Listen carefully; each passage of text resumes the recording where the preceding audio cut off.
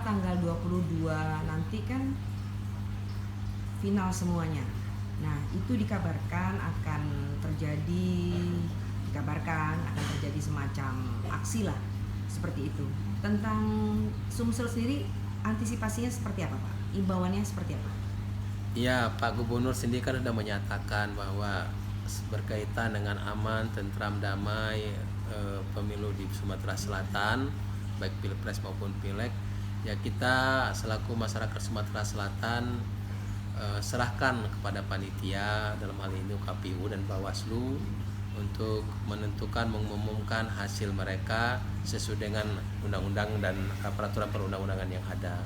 Ya kita tunggu, kita serahkan ke mereka siapapun yang terpilih, apakah menjadi pilpres atau mungkin caleg, ya tentu itu sudah kuasa dari Allah Subhanahu wa taala, karena kan memang kita meyakini itu. Yang penting kita sudah berikhtiar, dan kami TNI Polri sudah mengamankan semaksimal mungkin.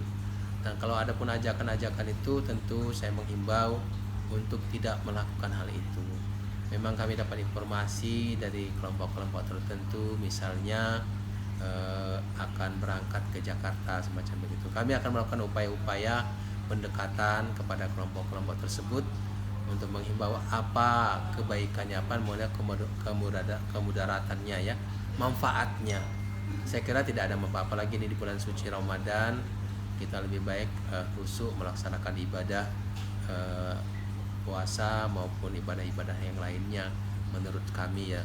Toh kan sudah kita awasi di sini, saya kira tidak akan ada perubahan-perubahan yang mungkin akan mengecewakan, karena kan Bawaslu, KPU sudah betul-betul clear, saksi-saksi, baik saksi dari parpol, saksi dari pasangan calon, sudah sangat terbuka, transparan.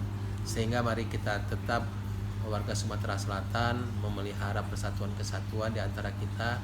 Mungkin kita sempat berbeda dalam pilihan, baik pilpres maupun caleg, tapi kemudian kita bersatu kembali, menjalin, kalau dalam Islam itu ukhuwah Islamiyah, dan lebih besar sebagai anak bangsa kita ukhuwah batoniyah, persatuan dan kesatuan sebagai rakyat Indonesia.